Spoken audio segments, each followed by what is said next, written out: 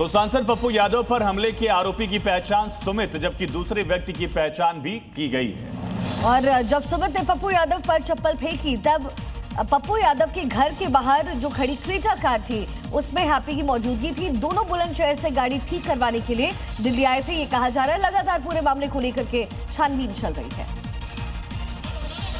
हमले की कोशिश करने वाले दोनों युवकों में संतों के अपमान को लेकर नाराजगी थी।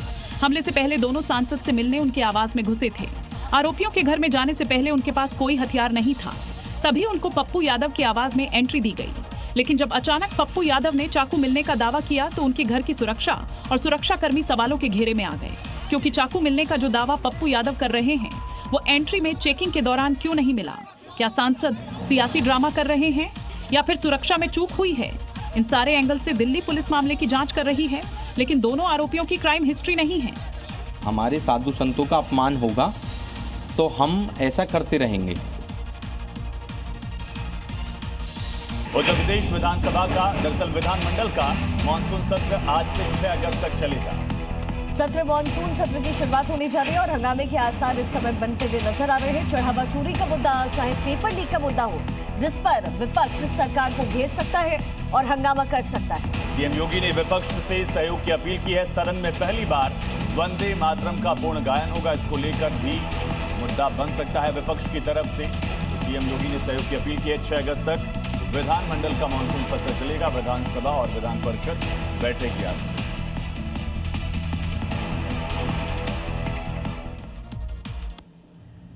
उत्तर प्रदेश विधानसभा के मानसून सत्र की शुरुआत आज से होने जा रही है और सत्र के पहले दिन ही सदन में हंगामे के आसार हैं। सीएम ने सभी दलों के नेताओं से अपील की है कि जनता से जुड़े मुद्दे उठाएं। यूपी में 4 दिन तक चलने वाले मानसून सत्र आज आगाज हो रहा है। विपक्ष ने सरकार को घेरने के लिए खास रणनीति तैयार कर रखी है। सदन में विपक्षी party Ayodhya NEET, paper leak का मुद्दा, साथ ही बिजली सप्लाई और कानून व्यवस्था का मुद्दा उठा सकती है। एनडीए ने सदन में विपक्ष को घेरने के लिए खास रणनीति बना रखी है। सदन में विपक्ष के आरोपों का करारा जवाब दिया जाएगा। एनडीए नेताओं की रविवार को अहम बैठक हुई। इस मीटिंग में विपक्ष को जवाब करने के लिए रणनीति पर मंथन हुआ। उत्तर प्रदेश में अगले साल यानी 2027 में विधानसभा चुनाव होने हैं और ऐसे में मौजूदा सरकार का ये आखिरी मानसून सत्र है जहां पर सरकार विकास का रिपोर्ट कार्ड पेश करने जा रही है और साथ ही विपक्ष सरकार को कई मुद्दों पर घेरने का प्रयास आज करेगा। यूपी विधानसभा सत्र में सत्ता पक्ष और विपक्ष के बीच जोरदार वार पलटवार देखने को मिल सकता है। मानसून सत्र में जहां योगी सरकार 10 सरकार के रिपोर्ट कार्ड को पेश करेगी, वहीं विपक्ष पेपर लीक, बेरोजगारी और महंगाई जैसे मुद्दे सदन में उठाएगी। साथ ही सदन में विपक्ष ने सत्र को बढ़ाने की मांग करेगा। कानून व्यवस्था और राम मंदिर में चढ़ावा चोरी के मुद्दा भी सदन में गूंज सकता है। सदन में सत्ता पक्ष और विपक्ष के बीच 2027 चुनाव के एजेंडे की झलक दिखाई देगी। मानसून सत्र के जरिए चुनावी दिशा को तय करने वाला पहला बड़ा राजनीतिक अखाड़ा भी माना जा रहा है। तो यूपी में 2027 के विधानसभा चुनाव से पहले आखिरी मानसून सत्र, जिसको लेकर योगी सरकार तैयार है। सत्र से पहले सीएम योगी ने विधान भवन में सर्वदलीय बैठक की है, जिसमें उन्होंने सभी पार्टियों से विकास को गति देने के लिए सरकार का सहयोग करने की अपील की।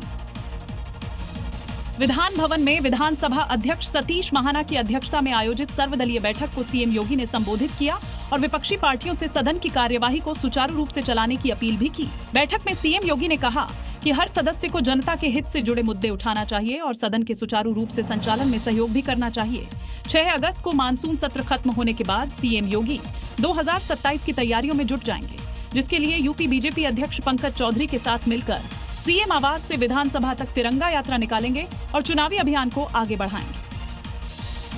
वहीं इसी बीच बड़ी खबर मिल रही है, आज से पंजाब में मानसून सत्र की होगी शुरुआत। बिल और जरूरी कानूनों पर चर्चा होगी और पूरे बजट यानी सप्लीमेंट्री बजट पर भी चर्चा होगी। पंजाब में भी अगले साल विधानसभा चुनाव होने हैं और ऐसे में पंजाब में भी मानसून सत्र हंगामेदार होने वाला है। विपक्ष कई मुद्दों को लेकर सरकार को घेर सकता है। दूसरी तरफ बिल और जरूरी कानूनों पर विधानसभा में चर्चा।